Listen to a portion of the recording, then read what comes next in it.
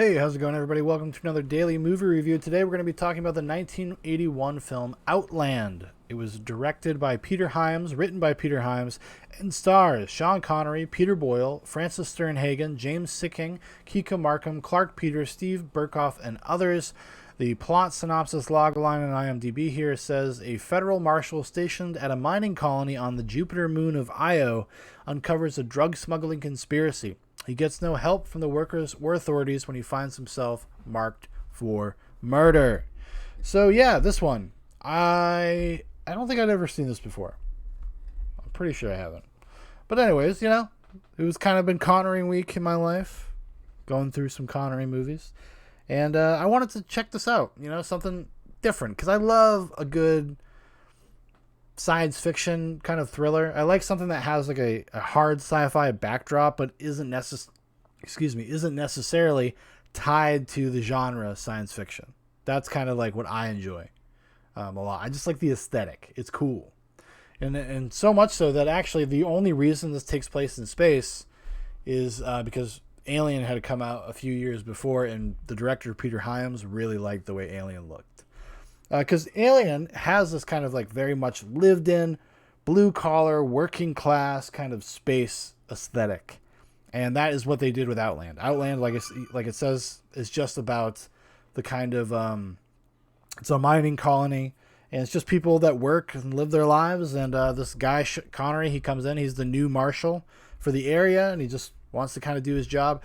It is kind of loosely based on the film High Noon. And kind of just the Western genre and genre at large, kind of especially American Westerns, because basically you got Connery, he would be the new sheriff in town, and then you would find out that there's some evil businessman or an evil rancher or something that's doing things in the background. He's doing illegal stuff, and he wants to come in and stop it, but everybody turns against him. Like the whole town turns against him. Even his own deputies can't be trusted, and he's one man against the world. That's kind of the vibe of it, right? And then the movie kind of just proceeds like that. It's pretty good. It's not my favorite thing I've ever seen, but I did enjoy it. Overall, I'll say. Weirdly enough, I think Connery was probably the biggest problem I had with the movie. I thought he was kind of miscast. The character requires too much vulnerability. The character requires too much subtlety. And Connery, well, he's a good actor and is capable of subtlety and whatnot, just not in this direction, in my opinion. I really would have preferred somebody that had a little bit more energy, a little bit more youthfulness to them. Kind of like so you would really feel like, oh, this person really is over their head, because not just because of everybody against them, but there's a sense of inexperience about this guy. Like, should have been his first posting or something like that. Where Connery, is an older guy, 1981, doesn't really sell that very well, in my opinion. It's just kind of weird. It's like, I don't know what it was. There's a weird flatness to the movie. There's a kind of a lethargic pacing to the movie that I was not expecting, because the mystery itself isn't that complicated, and it's pretty easy just to kind of assume or figure out what is going on. They foreshadow things very heavily. So while Connery's character is like doing his investigation and trying to figure things out, which is a large part of the movie, you're already so far ahead that it can be kind of boring at times.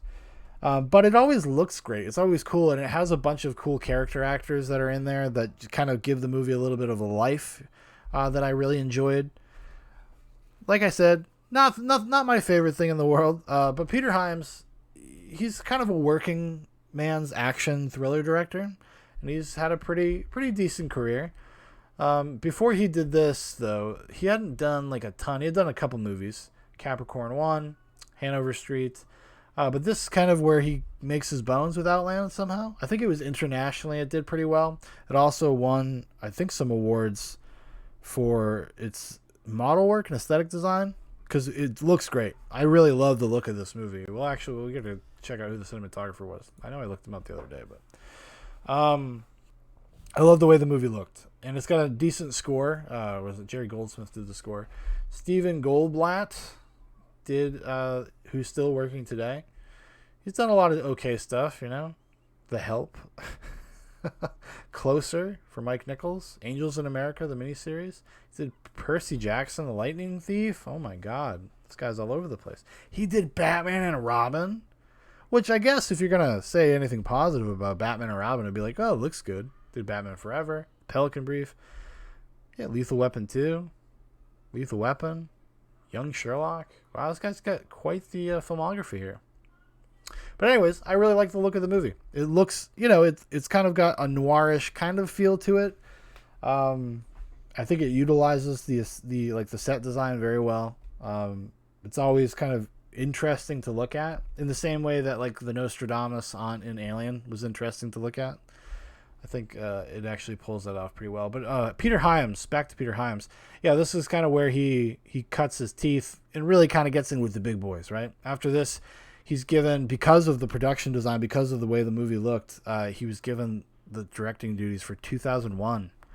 The Year We Make Contact, the sequel to 2001: A Space Odyssey, which is not really a sequel to the movie, but more of a sequel to the novelization, or the book, rather.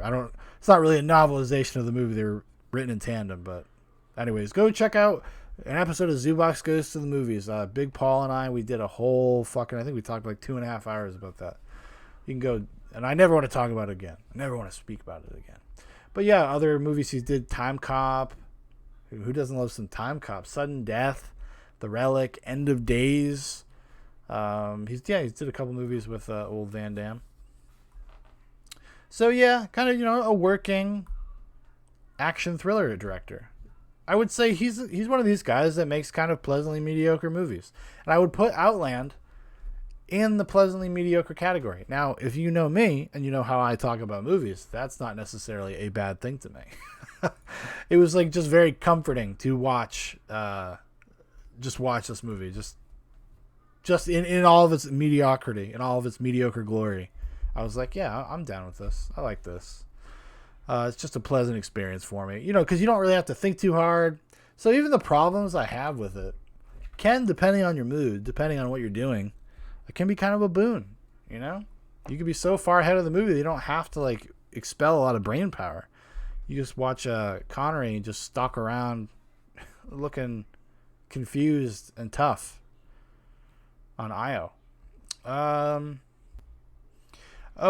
Actually, speaking of Stephen Goldblatt, so legend goes, Peter Hyams actually shot most of this movie. Stephen Goldblatt was hired to take the fall if this new kind of shooting style that they were using didn't work. What is it called? There's a specific name for it. The Introvision process. Wrong, using the Introvision process. He was furious at being lied to.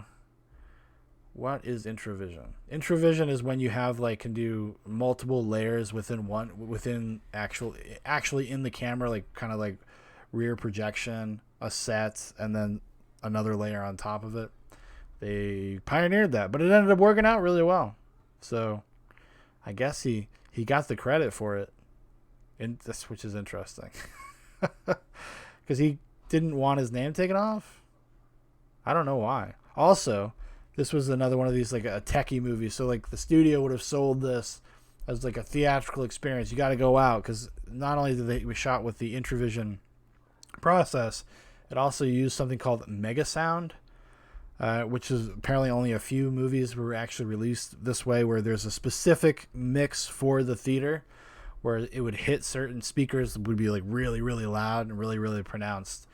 We have kind of something like that nowadays. I think it's like the 4D experience or whatever. It's got like rumble chairs and shit.